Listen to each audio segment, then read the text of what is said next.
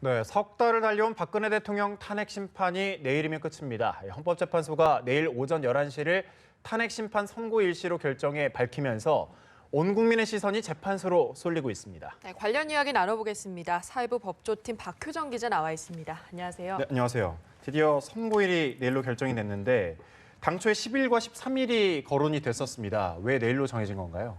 네, 아마도 이번에 탄핵 심판의 선고일을 결정하는 데 가장 큰 변수라고 한다면 이정미 재판관의 퇴임이었다는데 이견이 없을 거라고 봅니다.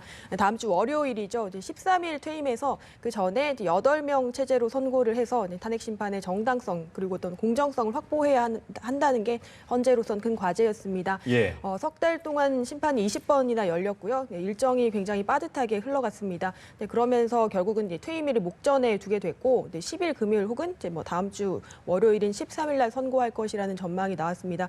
다만 13일 날 선고를 하게 되면 오전에 선고를 하고 오후에 이정미 재판관 퇴임식을 해야 되기 때문에 현재로서는 부담일 수밖에 없고요. 그래도 퇴임식에 맞춰서 굉장히 바트게 진행한다는 그런 인상을 줄 수밖에 없을 것 같습니다. 그래서 아무래도 10일 쪽으로 중지를 모은 게 아니냐 이런 이야기가 나옵니다. 예. 네, 어제 발표가 됐으니까 이틀 전에 발표가 된 거잖아요. 예상했던 것보다 조금 늦게 발표가 됐네요. 네, 그렇습니다. 일단 탄핵 심판의 선례라고 하면 2004년에 노무현 전 대통령 케이스가 유일하기 때문에 그때는 3일 전에 선고일을 공지를 했었습니다. 그렇기 때문에 저희 기자들도 이번에 10일이 유력하다는 관측이 나오면서 7일 정도는 선고일을 공개될 거다 이렇게 생각하고 가능성에 촉각을 곤두세워 왔는데요.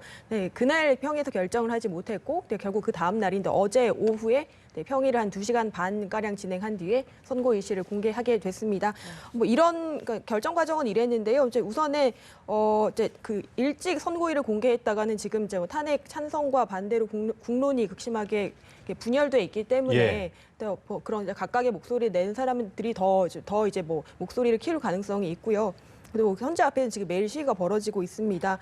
밤샘 집회를 열겠다 이런 이야기도 하고 있습니다. 근데 이런 상황에서 일찍 발표하면 혼란을 가중할 수 있기 때문에 선고일 공개와 실제한 선고일 사이의 간격을 최대한 좁히자. 이런 계산이 작용한 게 아니냐 이렇게 보고 있습니다. 예, 정말 운명의 시간이 이제 하루 정도 남았는데 탄핵안이 인용될 경우 그리고 기각될 경우는 어떻게 되나요? 네, 일단 탄핵 심판의 인용 조건은 재판관 6명이 인용을 해야 됩니다.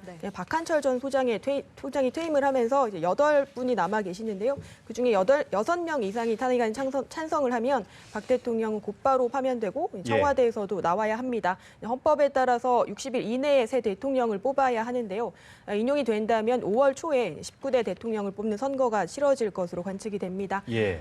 반대로 그리고요. 대통령이 파면이 되면 불소추 특권 그러니까 재판에 넘겨지지 않을 권리로도 사라지기 때문에 대통령 입장에서는 검찰의 수사도 더 이상 피할 수 없는 그런 상황이 오게 됩니다. 반대로 탄핵이 기각되면 대통령은 모든 권한을 다시 회복하고 업무에 복귀하게 됩니다. 지난 2004년 노무현 전 대통령도 곧바로 직무에 복귀한 그런 전례가 있습니다. 네, 이제 하루하고 몇 시간 정도가 남아있는 상황인데 8명의 재판관이 인용일지 기각일지 어느 정도 마음의 결정을 내렸겠죠? 네, 그렇습니다. 일단 선고일을 공개한 시점부터 재판관들은 어느 쪽이든 마음을 굳혔다 이렇게 볼 수 있습니다. 재판관들은 탄핵 인용이냐 기각이냐를 두고 투표를 하게 되는데요. 이거를 평결이라고 부릅니다. 헌재가 극도의 보안을 유지하고 있기 때문에 이 평결을 진행을 했는지 안 했는지는 현재로선 확인하기가 좀 어렵습니다.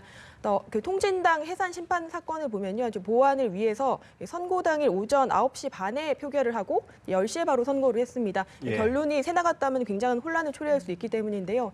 이번 사건도 중대성을 감안할 때 재판관들이 내일 선고 직전에 표결을 하고 그다음에 11시에 선고를 하는 게 아니냐 이런 관측에 무게가 실리고 있습니다.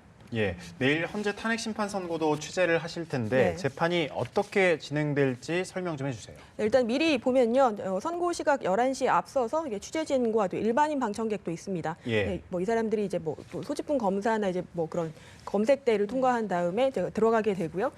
정각이 되면 8명의 재판관들이 입장을 합니다. 이정미 소장 권한대행이 양측 대리인단의 출석 여부를 확인을 할 거고요. 박 대통령은 나오지 않을 것으로 보이지만 형식상 피청구인 나오셨습니까? 이렇게 물어보는 그런 순간이 있을 것 같습니다. 선고는 이정미 재판관이 하게 될 가능성이 높습니다. 결정문을 요약한 선고 요지를 낭독을 하는데 이게 아마도 1시간 정도는 걸릴 것으로 예상을 하고 있습니다.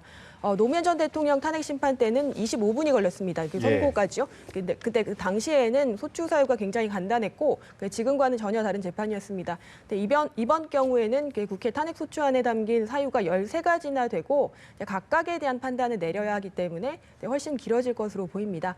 그리고 8명이 이렇게 만장일치로 어느 쪽이든 결론에 이른다면 상관이 없겠지만 그 소수 의견도 공개를 하게 돼 있어서 이 경우에는 뭐 심판이 더 길어질 수 있고요.